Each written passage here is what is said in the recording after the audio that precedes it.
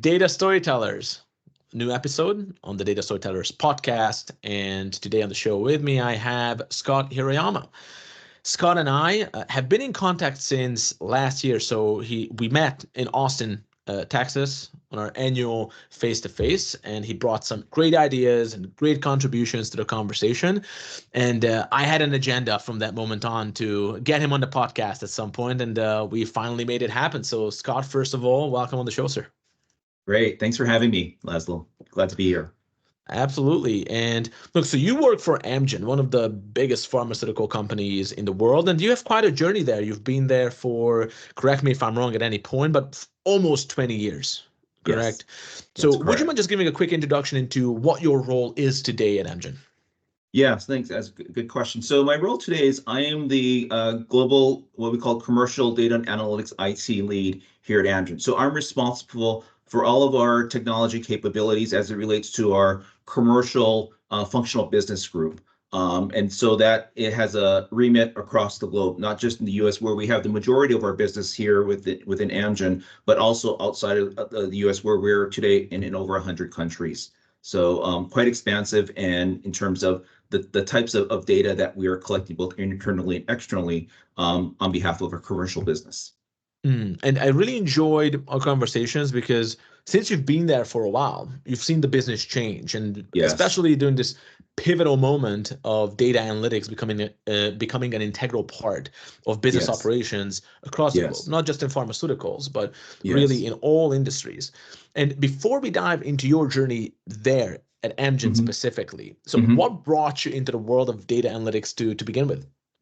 So when I look at my career from the start, right, I started as a software engineer, right, in computer science. So I did a lot of programming, and ironically, it was in the networking space. So in terms of how data traverses right across networks on the globe, and where that kind of springboarded me is into doing some project management, right? How do you start coordinating large initiatives, right? And from there, I worked at Cisco where I did business-to-business e-commerce. So again, dealing with large types of data. Back then, there was no discipline or career in data and analytics, but we were working with large transactional systems where we had to develop these systems in terms of how to do these transactions real time, right? And how to make sure that the data integrity was intact. Just because you were dealing with live data, where in the past, people would fax their orders back when, right? So, that sort of took me to then really focusing on business processes, if you will. So when you look at,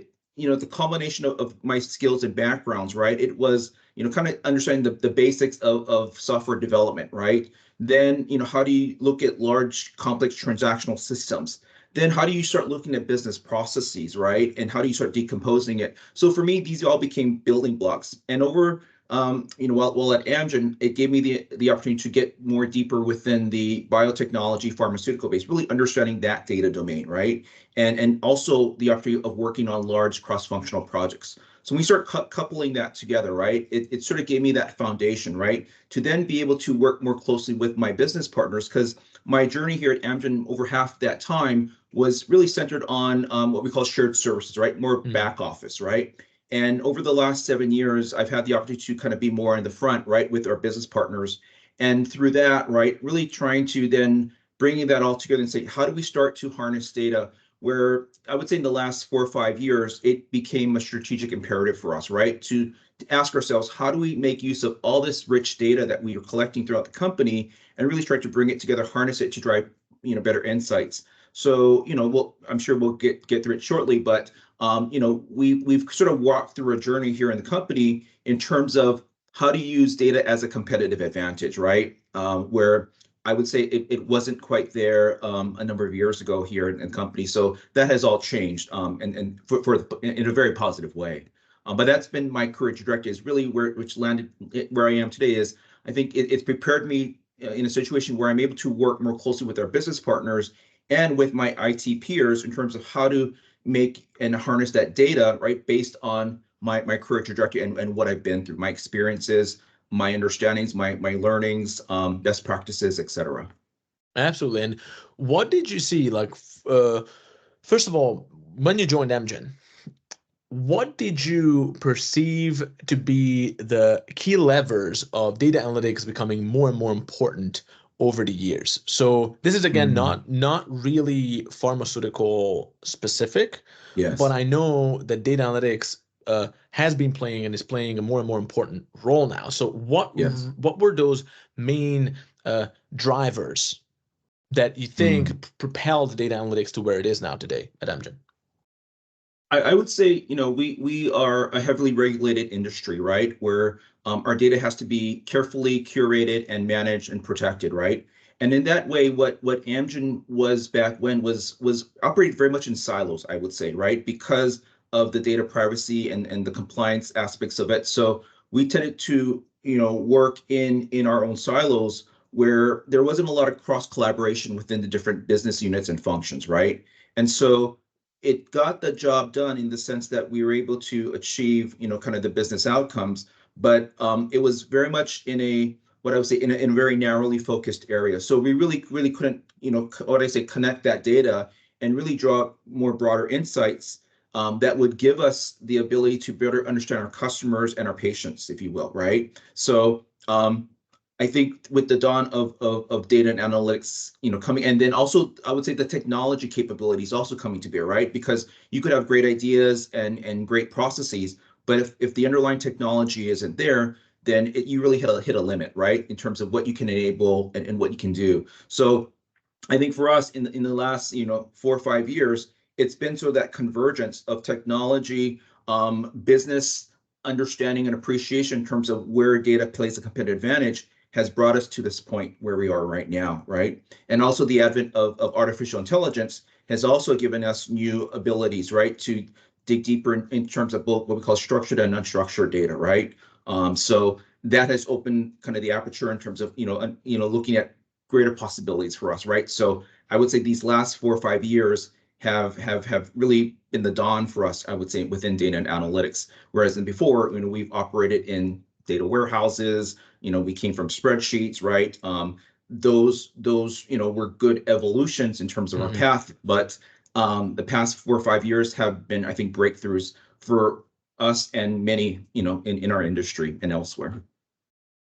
So this is very interesting. You mentioned technology. So here's a big question for you. Mhm. Um, Over the years, if you think about the key challenges and the bottlenecks of, okay, data analytics is becoming a more and more important part of how the business operates. It's becoming an integral part of the evolution of the enterprise. With the key challenges, how much of it was actually technology that, oh no, we just don't have the technology, everything is ready, but the horsepower, the technology is still a limiting factor? How much was it the business processes themselves not really accommodating a more Yeah. meaningful application of Yes. data analytics, and how much was it just simply people, mindset and habits and all that? So how do you see that classic technology, processes, and people landscape? Sure. That's a good question. I think people would some would say, technology is a limiting factor in our case, and I think in many other cases it's really not, right? It's an enabler. I would say flip it around. I think the challenges tend to be the people and the business processes, then followed by the technology, right? I think people, and we'll get to this shortly, is having teams being able and willing to work with each other, right? To find win-win situations, right? Where there is a common objective, common outcome that you and your collective partners can work through, right? Are important, right? So I often drive for a win-win versus us versus them, right? That never gets you anywhere. So how do we align to key objectives, key goals, key outcomes, right? Once you get there, I think that helps to diffuse a lot of the kind of the trust building, the collaboration that's really needed to move the needle. Business processes, I think, are come secondary, because if you really don't understand your business processes, how do you understand, what are the requirements, what are the outcomes, what type of data is available at your disposal, right? What we find is several of our business partners don't oftentimes understand what they have available to use, right? They're so accustomed to the data that they have been working with for the past 2 or 3 years, And so it's how do you enlighten them? We talk about data literacy, right? In a number of fronts, right? How do you make them literate on what's possible? So, the processes also come into play. And when I talk to my own IT team members, I really ask them and tell them, you really need to focus on a data domain, right? On a specific area that you can build expertise so that you can have that conversation with your business partners. If you're just purely speaking technology, they're not going to want to talk to you, quite honestly, right? You need to be able to speak their language. You need to be able to come to them with some solutions, some options, right? And to do that, you really need to be sort of living in their world, right? And speaking their language, understanding what the data means. How can you use the data to drive those insights? And so what I often tell my team, and what we've done today is I have aligned my team to specific data domains, right? Where they are building and upskilling themselves to work with the business on that specific facet of the data, right? They are not generalists, they are specialists, right, in the data domain that they're working in. So that for us has been a key tenet in terms of how we engage and work with our business partners. So this is great, and I will actually have a bunch of questions around Sure. that because I really welcome and applaud that sentiment of you actually gotta specialize in order to build that trust and that Yes. kind of understanding that will enable you to leave real business impact. This is what we've seen multiple times. It's a recurring pattern. Now, before we go there, one of the favorite parts of my job is when I see the cross fertilization of different disciplines. You mentioned that you come from software engineering. On some of the previous podcasts with some people that you actually met, for example, Taya, she was with us Yes. in Austin. Now she has a very different background. She was a nurse scientist, and then she developed her expertise in data analytics, team management in the healthcare industry. Now on another podcast, recent episodes, Michelle Weaver, so from Breakthrough Beverage Group, she used to be in sales. And now she's applying a bunch of those skills that she learned both on the client facing side, but also managing sales teams to really Yes. elevate data analytics at a whole new stature over at Breakthrough Beverage. So your background in software engineering, what do Yes. you think were the most important things that you learned as a software engineer, both in terms of knowledge, but also your habits and your ways of working Yes. that you benefited from the most, that you're applying today over at Amgen to drive that data-driven business transformation? Yeah. I would say, and it kind of goes to when we venture into the topic of agile. What I learned as a software engineer is to really work in an iterative fashion, right? Iterative fashion, right? So in that way, you are coding and you're developing, and then you're showing, right? You're demonstrating, right, what you've built. Because what we find oftentimes is what you may think of as the requirements isn't really what the customer is asking for, right? So what I would do back in the day was, kind of develop a piece of code, show it to the customer and say, is this what you're looking for? Not quite, Scott. Here's what I really meant to do, or can you tweak this? So it was sort of that back and forth iteration that really got you to the end goal and hitting those requirements versus, you know what, let me go away for 3 months or a month, let's say, and I'll come back to you with the finished product, right? That just never works. So what we're all about is sort of kind of iterations, kind of show and tell, right? Proof of concepts, right? Pilots. That's kind of the way that we work today in the data space, because what we found is the business is so dynamic today, right? It's not static. It's what heard even last month, 2 weeks ago, maybe quite different from what the business imperatives or the requirements are today. So one thing that I think software engineering has taught us, right? And you've seen it now fall within Agile, because Agile really came from software development. That's its origins, right? What was through that iteration and iterative mode that I think today we deliver better outcomes much faster than in the older ways of working, if you will. So that for me was sort of what I kind of took from my experience as a software engineer, software developer. Mm. This is fascinating because all other business disciplines, whether we think about the classic ones, procurement or logistics, or even sales and marketing, I mean, Mhm. these disciplines have almost like ancient history. And today, all of these disciplines are being disrupted by the same technological drivers that is happening within data analytics too. But the difference is that data analytics does not have these deep roots. I mean, no one really understands like where those roots are. I mean, is that IT? Is that marketing? Is that somewhere else? Well, everything kind of in between. So Yes. when you want to drive success today in this increasingly dynamic landscape, where do you go? What do you do? There's not like there's no university course that you can go to where they would give you a ready to go book of templates that you can just immediately apply. It just does not work like that. So even within the community, um, as you know, we're always fascinated by exploring career playbooks and the success in those playbooks. Like, what were those main patterns so that everyone can kind of transform and then apply it in their own business Yes. environment. So, for you, what were some of some of those key patterns that you saw that really worked for you well and yielded a lot of fruits in terms of the better Mm. business relationships and easier, better work for your team and also for yourself? And I mean, for you as a leader, as you develop uh, to do bigger and better things, you kind of need to earn your way there. So, what were some of those key techniques and strategies that you applied with great success?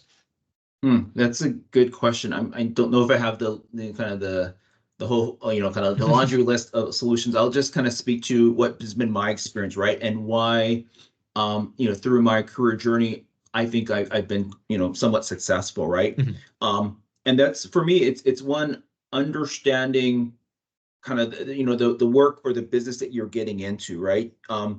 Everything that I've gone through in my career, I've not been the expert going in, right? I've brought some skills and strengths in terms of my organizational skills, my software development skills, right? But I've never really had the maybe the business background or the knowledge, right? As an IT technologist coming in, what I've done is I've quickly gone in and learned and understood the business as quickly as I could, right? So I tell my team learning agility is so important, right? Your ability to pick up and learn, just key aspects of the business. You're not going to be an expert at the onset, but you have to be able to understand what are their pain points, for example, right? What are the problems? So being good at asking questions, right? Digging into the, like we call it the 5 whys, right? Keep asking Mhm. why, and you'll eventually get the answer, right? So if you're really good at interviewing and probing and extracting some of the information from your business partners, you're sort of get to the underlying answer. Because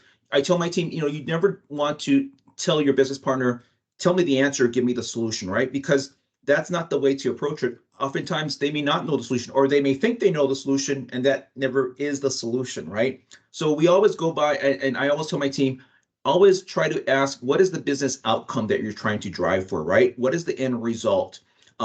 Because what we find is that our business partners oftentimes don't understand the data that's available. As I said earlier, right? Sometimes they're so accustomed to a finite set of data that they don't know there's more data around them that maybe we haven't exposed or we haven't informed them on. And they don't often know that we have been able to technologically connect that data together, right? Whereas before they might have thought, oh, it's a compliance or privacy issue. There's no way they will allow us to connect that data. We've told them, well, no, actually there is, right? So by understanding, what is it that they're trying to get to the outcome, that for me has helped me in my career. And this is what I try to tell my team is, really go in and really be a great inquisitor, right? Asking the Mhm. questions, right? Being inquisitive, being curious. Curiosity is so important, right? And really being able to embrace and understand what it is your customer is trying to do. Be a partner, right? You want to be a true business partner. And this is what my business partners, tell me, like, Scott, you're an ideal business partner because you understand and you live in our world, right? You're asking questions, you care, right? It's not just a job for you. You really want to make us successful, right? So that's I think for me what's so important versus anything else, right? You can be the most technological, smartest, IT person, but can you empathize, can you listen, right? And from that, can you develop solutions and options, right, to help move the needle, contribute to that. So I would say that would be kind of, for me, kind of a pivotal skill, right, to come in with. I love that. And I already see kind of like a potential title for the podcast is how to become a data inquisitor. It's like There it's like a you different go. type of inquisitor than you would think. No, I love it. I love it. And You see, because when there's the trust gap, it's like, Yes. people just don't trust the data. Well, guess what? People don't trust data in general. It's just Yes. people trust people. People will engage with other human beings. And this is how your lack of understanding of the business can work to your advantage, because you can come in with some real curiosity, and people Yes. really appreciate that, really enjoy that. Yes. Do you have just a random question? You might or might not have an example, but Sure. do you have like a specific example of that when you applied like the 5 whys, or you had a business partner who super busy and they were just not really aware of the context, but you managed, or maybe you or your team managed to create that context through questioning? Do you have any specific stories, examples?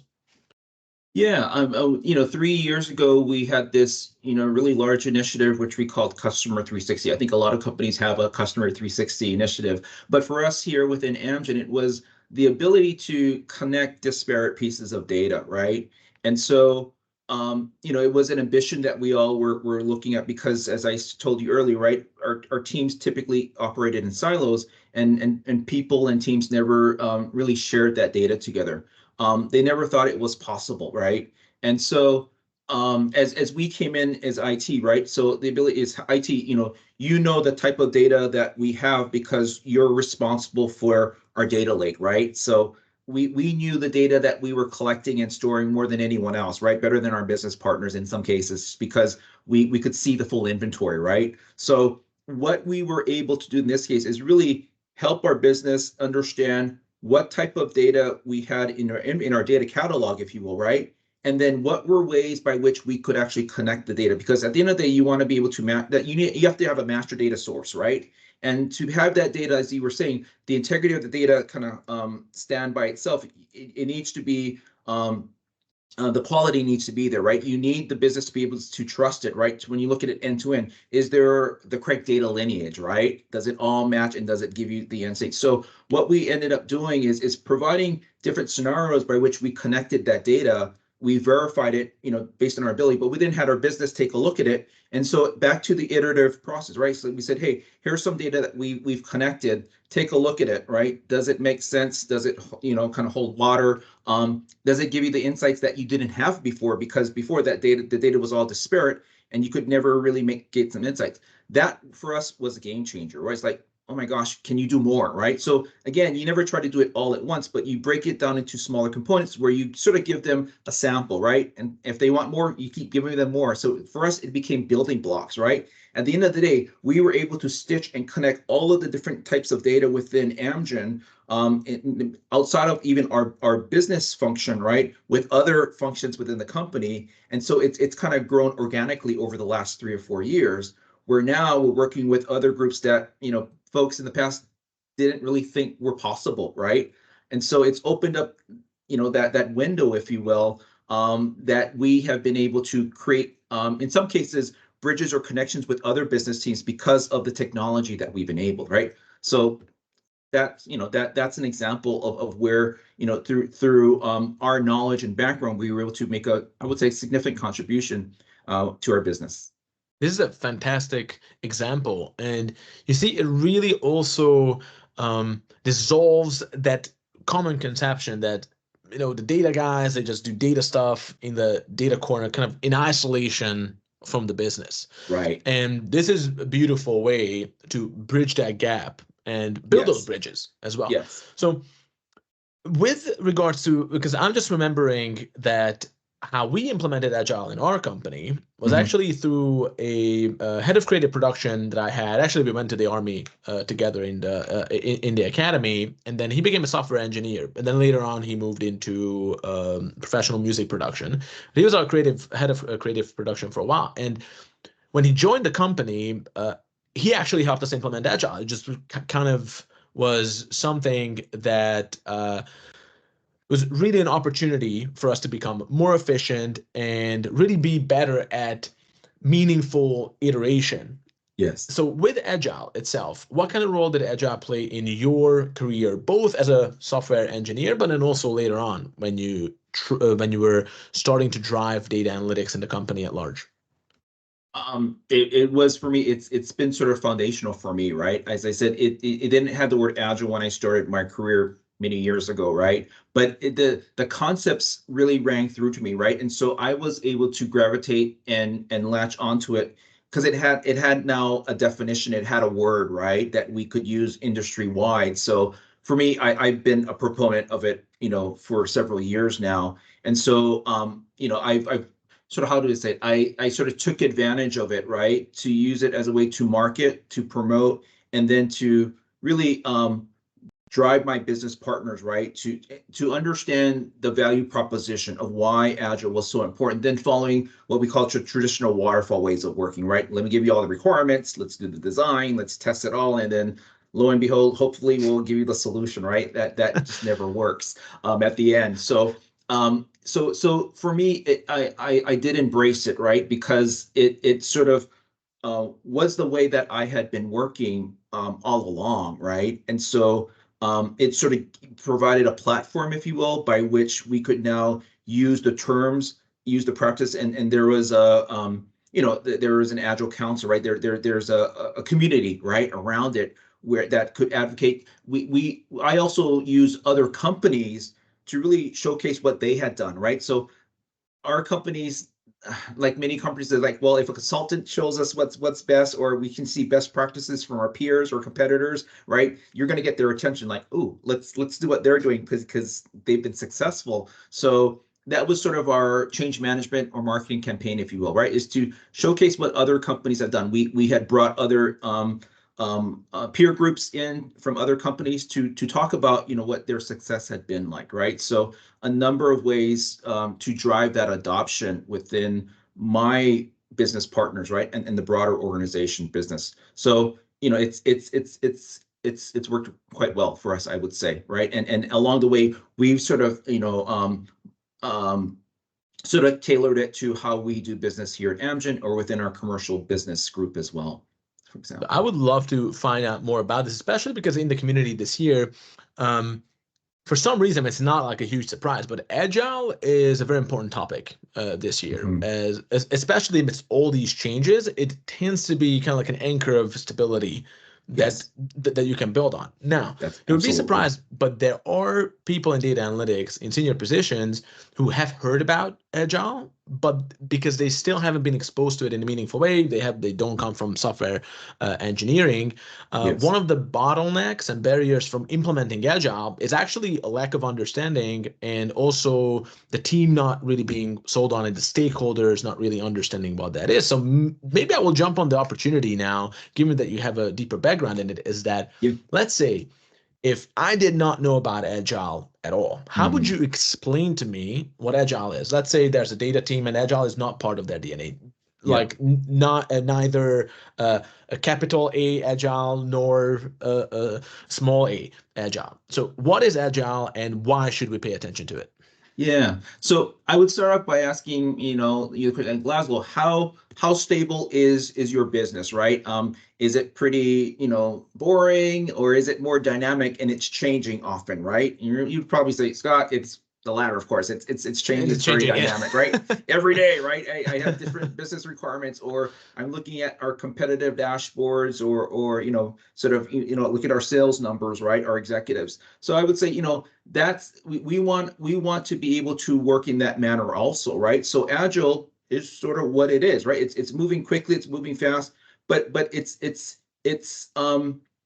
dynamic in the way that you're never going to get all the answers you need, right? And with business, you never have perfect information also, right? But what it does is it gives you enough that you can start making more informed, better decisions than you would have without the data or the information, right? So we tend to create what we call MVPs, minimum value products, and so we are iterating. So what we always say is Laszlo, I'm going to have my team work with you, and we will do 2 week sprints, right? We'll interview you. We'll sort of understand what business outcomes you're looking for. And we'll do is we'll come back to you in 2 weeks and we'll do a quick demo for you, right? And you tell us, is this what you're looking for? I will tell you upfront, it's not going to be everything you need, but we'll capture a good chunk of what you need, and you give us feedback. and then we'll come back to you in another sprint, two week cycle, and then we'll make it better, right? And you tell us when we're done, right? But the idea is that I'm going to give you incremental deliverables and improvements over the course of every 2 weeks. And you tell me if what you be the judge of it. I said, you are the customer. You tell me, is it of value to you? You can say no, this was completely non-value, but I can promise you that you will see a deliverable or a change by which you're going to say, this is so much better than if I had to wait 3 months, 6 months for an answer or requirement that I gave you. That's what it's speed and agility, right? That really gives you and it's a needle mover for us. That's what we tell you is we give you a fixed capacity of resources, and we're really about looking at the velocity, right? Increasing that velocity by which we can deliver for you, right? Based on that set capacity that we have agreed that that you're going to make an investment in. Scott, I'm going to invest in this many data engineers or data analysts to work on my problem, your business problem you're trying to solve. I think that in a nutshell is what Agile is versus other ways of working that other data teams have to sort. And again, it's quite structured and unstructured in the sense that there's flexibility, but we have transparency in what we're doing, and we can tell you, right, how many resources, what capacity, what that velocity looks like, right? So we are measuring along the way, and we're showing that incremental improvement. Got it. No, I have a bunch of questions around that. Before we also dive into more details, maybe some objections as the devil's advocate. And Sure. again, I'm personally, I'm already an agile convert, so I'm just gonna play the role. So let's say, look, we have a big company, and our BI team and our analytics team, they're just overburdened, right? Mhm. There's a lack of good communication between the BI team, the analytics team, and also the business, and just constant overwork. This seems like that implementing this additional thing would be just too much for us. What would you respond to that? I would say I respectfully disagree, right? And the way I would say is that we are really tailored toward working toward what you have as your priorities, right? So well, the way that we work in Agile is we prioritize what we call our backlog. So we could have 30, 40 items that you want us to get done, right? We've sort of broken them down. You hear these terms called epics, features, stories, what have you. But bite-sized chunks of work that we have captured from you and your teams. And then what we're doing is we are ruthlessly prioritizing, right, what it is you want us to work. So we're going to work on the things at the top of that backlog because you have helped you prioritize, right? We're really pulling you in as our business partner. Say, Laszlo, there's all this chaos. Well, we've kind of put that chaos in a list, right? And we have organized that chaos in such a way that you have had a say in terms of here's priority 1, 2, 3, and 4. And because I have fixed capacity, I can work on these top 4 that you've dictated. And once we finish those, we're going to move on the next 4, the next 2, right? So we work off of lists. And that list is always being updated over time, right? So it's never static. And if something on the list that we're currently working on, you say, you know what, things have changed. Can we stop or cancel that item? And can we move on to another thing? Yes, we can do that. So again, quite flexible. We have that line of sight, right? In terms of that backlog or what you deemed as chaos, right? So we capture and we document all of that, right? In a way that you can see it yourself and you can say, you know what? No, this one, number 18, not so high of a priority. And this is why decision-making prioritization is so important in how we do Agile. And so we that's why for us, we are closely working with our business partners. We don't own that list. The business owns that list. And in partnership, right, we are managing that prioritization list with them. Got it. And how easy or difficult it is to move a non-agile team into agile, especially let's look at a typical BI team in a large organization, or a typical analytics team in a large organization. They're not doing agile. Maybe they've heard of it. Some of them already work with it, but it's not part of the modus operandi. So how is that transformation? I would say a couple of things, right, that go into that. A combination of things. One, you need to make sure you have that sponsorship spine. Why I say that is that you have leadership at the highest level that you can get to endorse, advocate, fund, and make this a prioritization, right? It will not work if one or two teams are doing this on their own, right? You have to kind of go to the pinnacle at the top, and so that you can sort of get the whole organization on board with it. It does require some investment in terms of training and getting people to understand the concepts and definitions, right? Ways of working, right? But once you do that, I would say also from an execution, start small. Don't Mhm. try to boil the ocean, right? And say, okay, we're going to train these 100 people. I would start with a small team, right? That can make an impact, right? And become the showcase for you to help the other teams be convinced that this is a great way of working, right?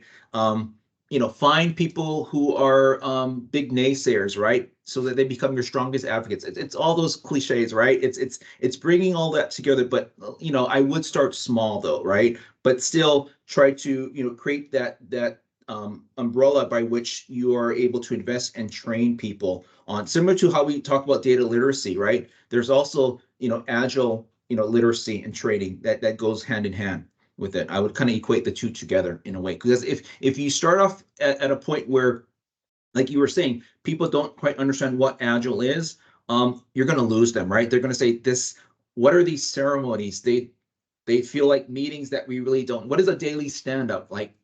Really, do we need to have these 15-minute meetings? What value do they have? So all of that kind of feeds into that whole adoption curve, right? And getting teams on board with this agile way of working.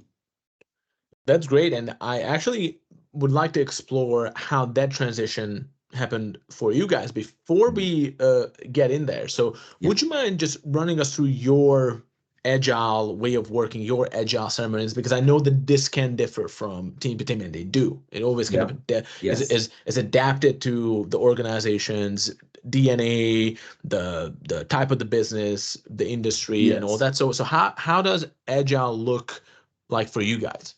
So what does that look like for us today in its Yes. current state? Yes. So, we're now, I would say, 4 years through our journey. And we have done it with our business partners hand in hand, right? And at this point, right, we have our business that sets our annual goals and strategic imperatives. So that's what we do annually.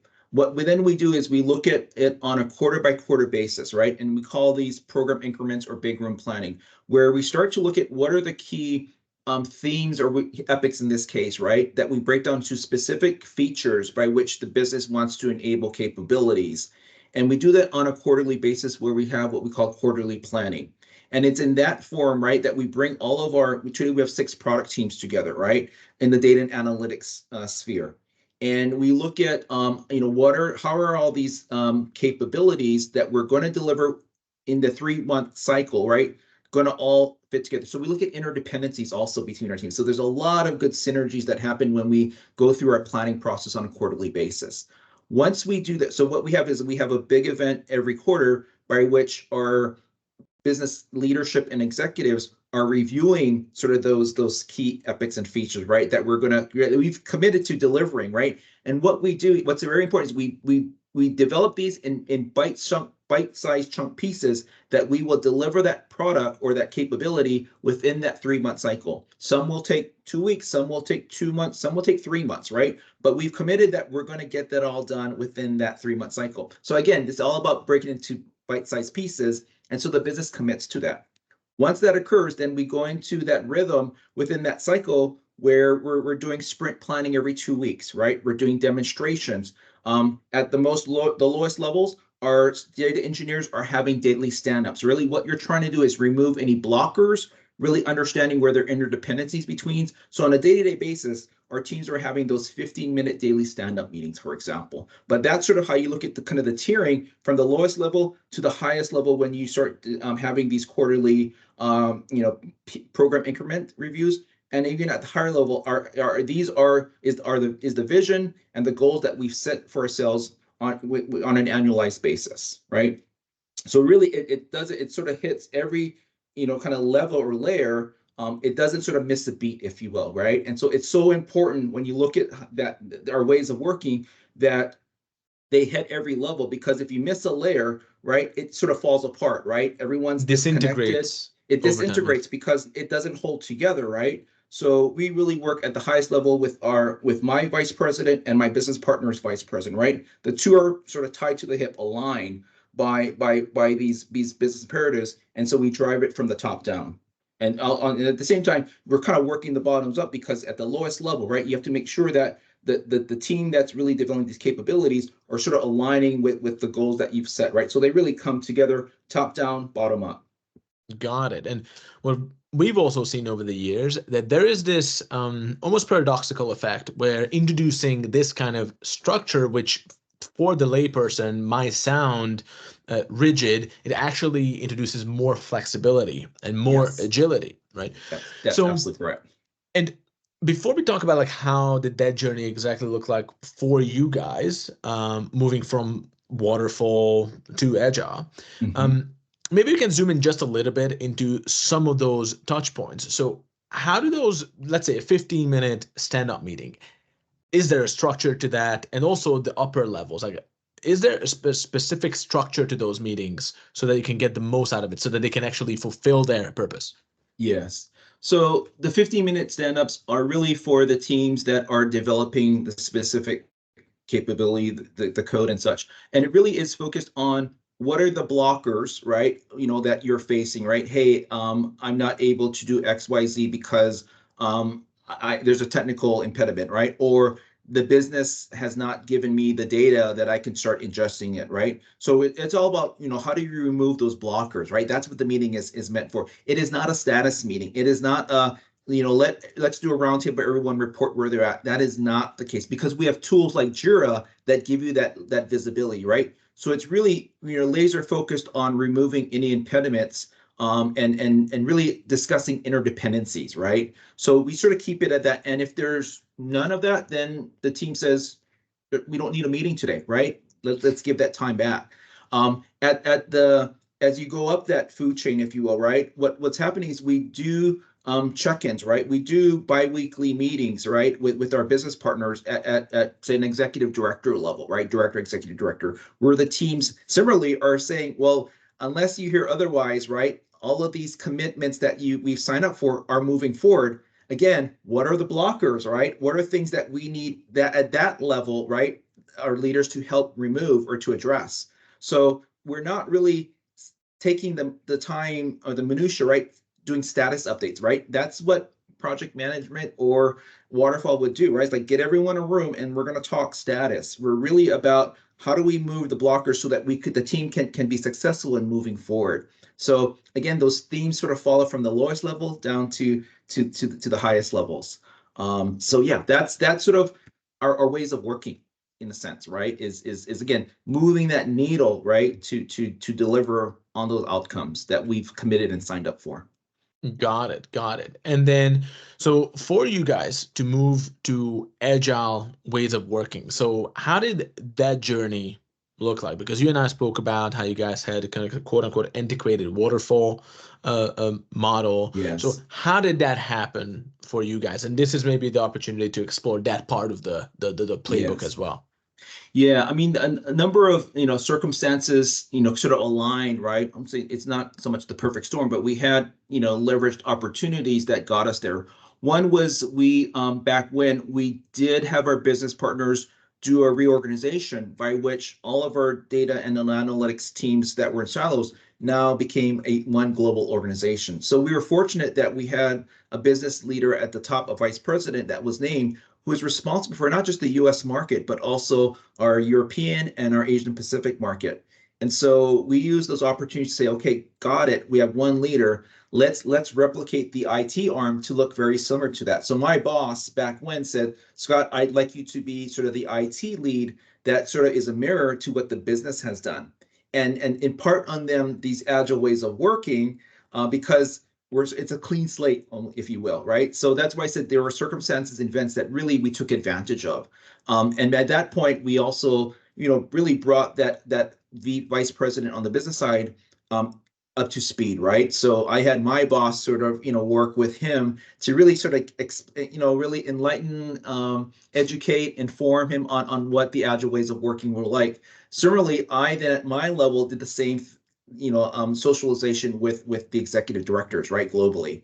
And so it was, and I did have business partners that were very open to ways of working, because the good thing is they knew what life was like beforehand, right? They understood what waterfall was like. They understood how IT was so slow and rigid, and dinosaurs that really couldn't move very quickly. So we got them to say, there's a better way of working, right? And like I was sharing with you in terms of other things, we were able to do small proof of concepts pilots, right? To show them that there was a better way. So it was sort of, don't try to boil the ocean, like, okay, we're going to create all these 6 product teams and here's what's going to look like. No, start small, right? Show them the art of the possibility, in the sense that, look at how we've operated, look at the speed and the definition by which, we're going to give you these results. So that, I think, was another success factor for us.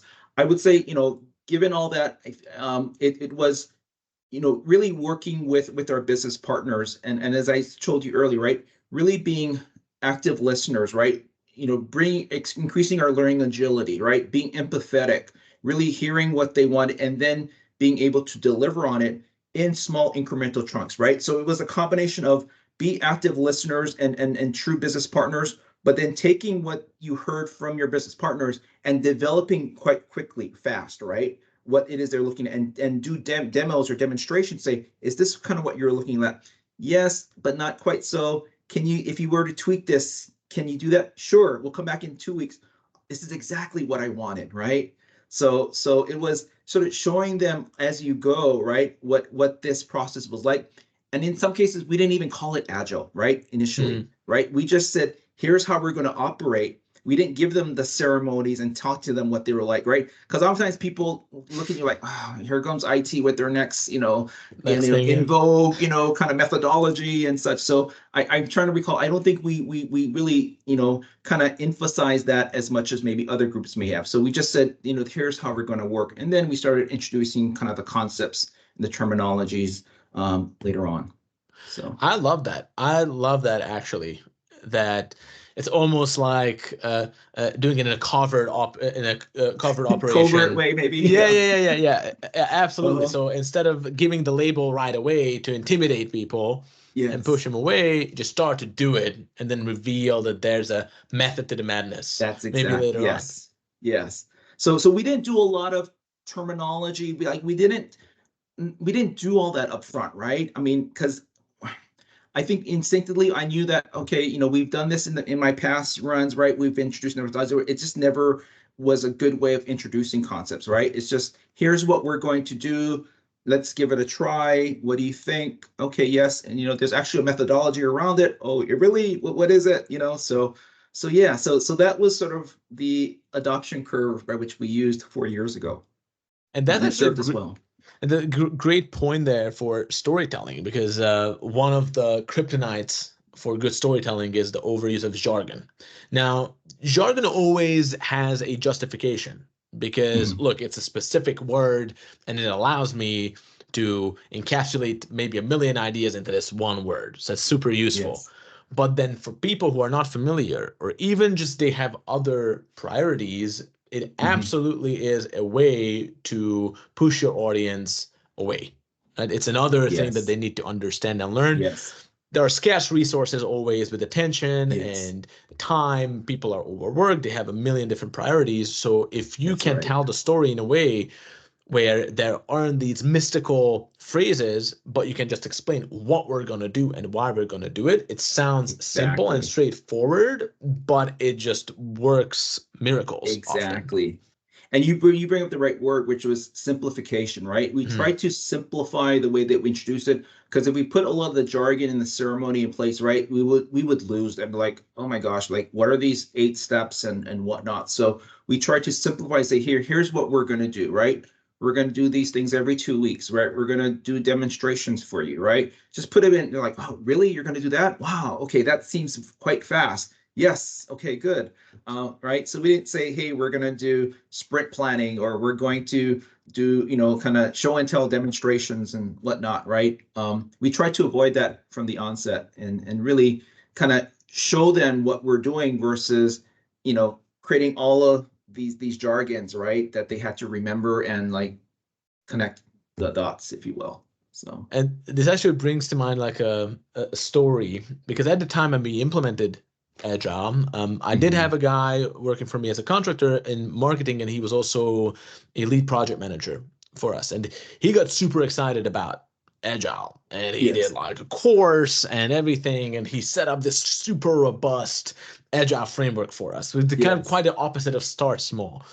And I remember him just being super pumped about it and enthusiastic and walking me through it. And Mhm. of course, I didn't want to burst his bubble, so I did all my best to kind of absorb everything. And again, I'm not like alien to these concepts at all, but I just told him Yes, that, look, it's too complicated.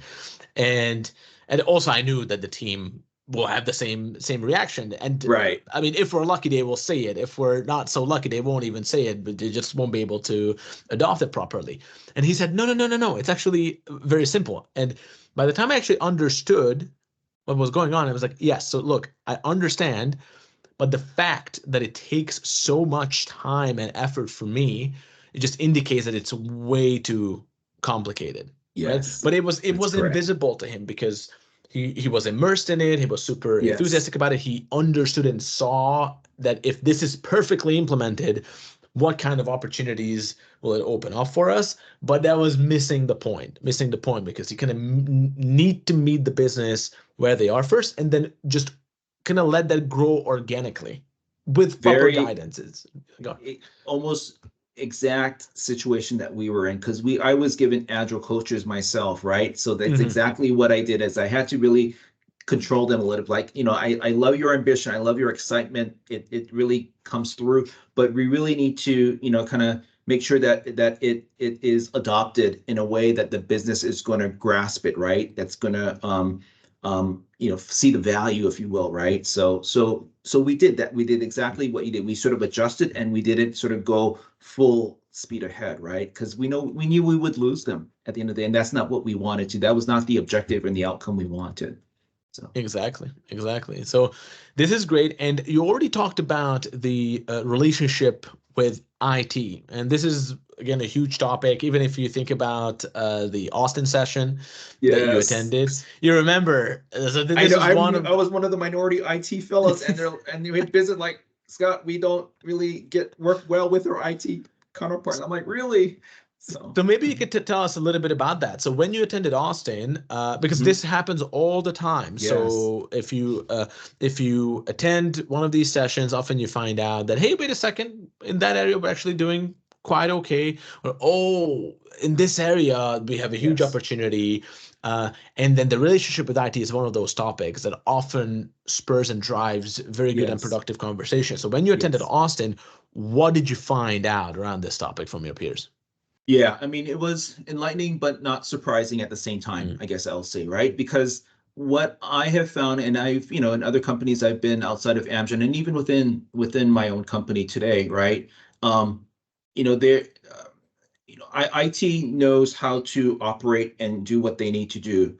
But what we don't do oftentimes is really understand, how do you bring the business along with you, right? And so I can understand what some of my peers in the Austin, masterclass were saying in terms of, Scott, our IT folks just don't understand how to work with us, right? They're very much ticket based, right? You have to open a service desk ticket, right? And that's not how we operate. Our business is much more fluid than that. So I know, I hear it, right? And so what I took from that is, yes, that is a traditional IT operating model, right? Which is, pull a ticket or log something in and we'll go do something for you, versus you really need to be at the table working with your business partner, right? And this is why I would say within my company, right, we have what we call our shared services, which kind of works in the back office or at the center. And then we have client facing IT, which are people like me who are working hand in hand with our business partners on a day-to-day basis, right?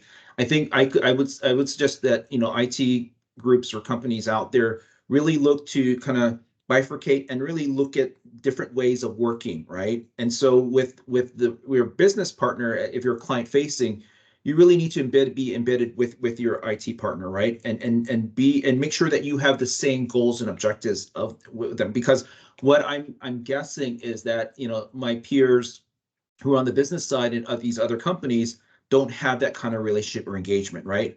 And I would say me and my business partner here are on the same page. I meet with her, oh gosh, almost on a daily basis. I will tell you that. Yes, it's that frequent and that engaging, right?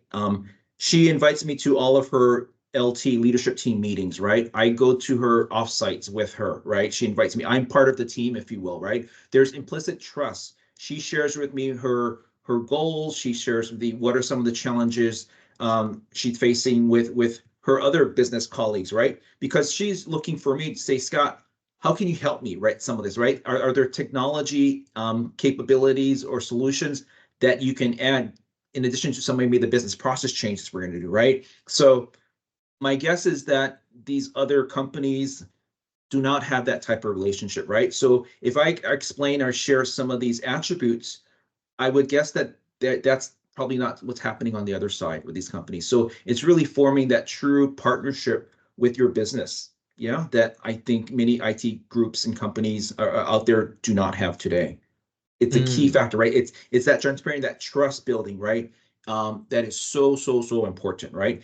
So important that they trusted us to adopt Agile, right? Like, how did you get there? It all revolves around trust, yeah, and providing the transparency. Like, here are the steps that's going to happen, so they know along the way that you're not going to pull a fast one over them. Like, oh, here's really what Agile is. No, so we kept them in the loop. Communication so important, right? So I think that's a key takeaway. I would also say. And with that trust, so it's again a central part of the conversation always.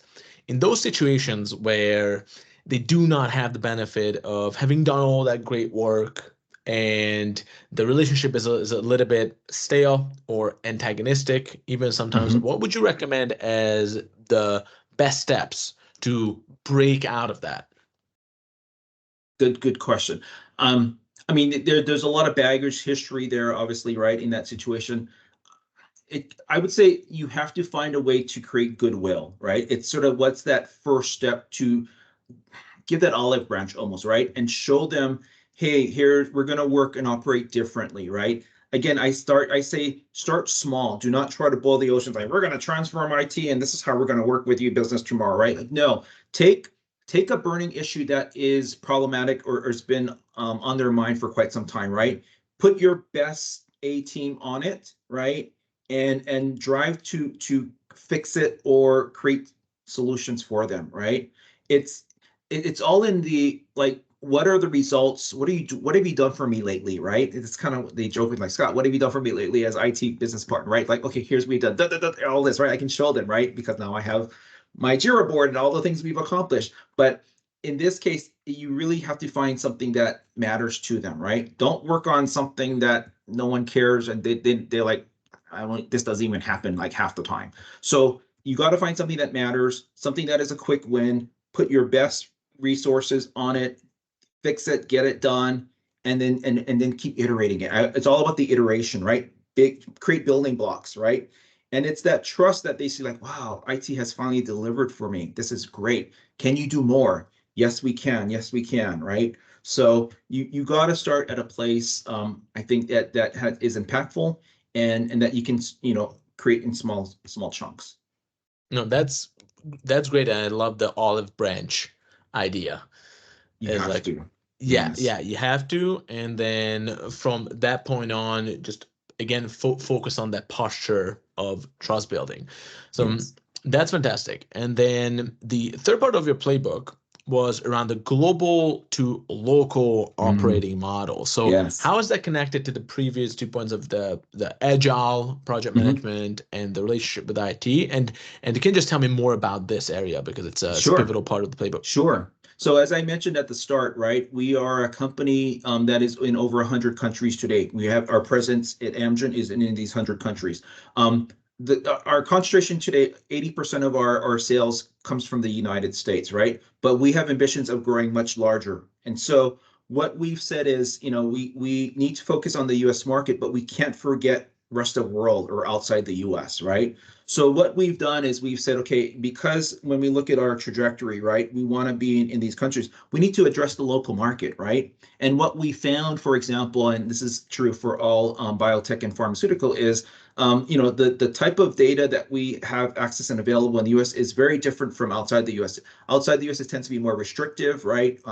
They can't share like insurance claims data and so on. So it's a very different world. So what we've said is, how do we work with our outside US partners to bring in the data that they need and compliantly, right, to do their business? And it's like day and night. So we've sort of said, okay, we're going to have a global model by which, say, technologically speaking, our data lake looks very similar to one another. Our underlying architecture and technology, very much the same, right? We're on Amazon Web Services. We use Databricks, right? We're using Tableau as our visualization. It's part of what we call our city plan, which is we don't try to create ones and twosy technologies. We standardize on enterprise platforms and technologies. And what we do is we look at the last mile, if you will, and we localize what the needs are of the country, because not a country like Malaysia or a country like Germany is not like the US in terms of the data and how that data can be connected. So we are now working with these local affiliates or countries and really trying to understand the requirements. So we have our own IT data engineers and teams in these satellite locations, right? And so they are working with our business partners there to really understand and fulfill their needs, right? So we have Scrum teams in those locations, right? In the Netherlands, in Hong Kong, in Japan, in China, Australia, and we are servicing those needs. They're not large teams, right? But they are serving these. And again, smaller team, but they have fixed capacity, saying, here's our backlog. We can probably maybe do 2 of these, maybe a quarter, or for some of these countries. But you prioritize them, right? Same concepts, but just on a smaller scale. And so we're delivering for those local affiliates, and they're not saying, Scott, why are you only doing things for the U.S. market? What about us? So it's a way, and we work with the business to really source, fund, and budget that capacity to serve the needs of our business partners outside the U.S. So that's the global to local model, right? And so when we create these local capabilities, it's safe to say we're primarily developing for the U.S. market because, again, it's the majority of our revenue and sales. But when we design them, we design it with global in mind, if that makes sense. And what we do is that last mile, right? We're sort of tweaking and making adjustments so that we can ingest the local data, right? That we can sort of transform that data, right? And deliver it in dashboards or analytics in a way that the local teams can meet their business requirements. Hopefully that answers the question. No, absolutely, absolutely. And I know that a bunch of our members are also looking to do and go through and are going through similar transformations. From your experience, what are the key pitfalls when you're driving a transformation like this? The challenge I think we faced initially was how do you be all things to all people, right? How do you serve, just, from 1 to 100, right? And so it was back then really, kind of aligning on what the operating model was going to be for the local markets, right? We had to make sure that we staffed them appropriately because, again, the majority of our resources were here in the U.S. And so we had to, build up the teams in those markets, right?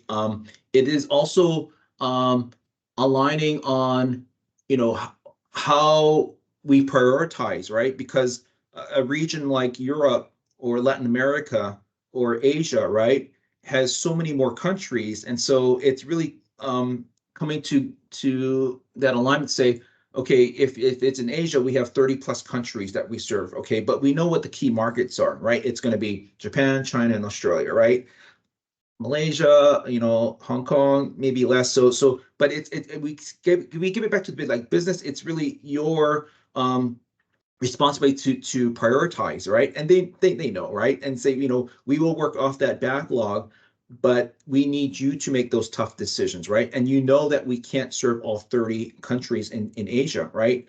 And so it was sort of aligning to that operating model, right? In terms of how do you serve a larger constituent, right? Whereas in the US, it's the US.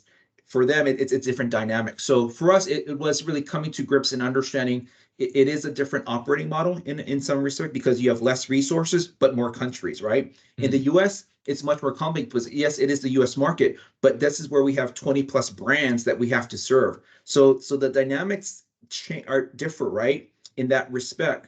So we have many more brand teams in the US that we have to service, whereas in outside the US, they have many more countries that they have to service, right?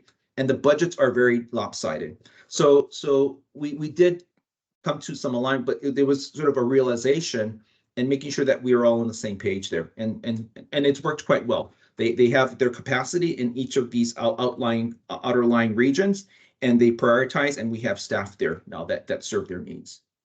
No, that's a very exciting development for you guys, and we really look forward to seeing how that unfolds over the Yes. years. And Yes. also, I mean, I would love to explore everything that we talked about in even more depth, but also the restrictions of the format that we have here, even though it's a long form conversation. I think we're already like well over an hour, and this often happens when we enjoy the conversation. But Scott, this was fascinating, and I look forward to taking an even closer look. I mean, we are kind of zooming in on different aspects of this playbook on our expert panel as well. And I would love to maybe see this story come to life in a similar fashion than to what you remember in Austin from Dayon and Kate and Isaac, Yes. right? So maybe on the next event, this will be something that we can showcase. So we been really enjoying our collaboration with you, and we look forward to seeing this come to life in the future. Great. No, I love the time this afternoon, Les. So thank you, and I'd love to share more of our journey and our experiences with the rest of the community. So thank you for the opportunity. Absolutely.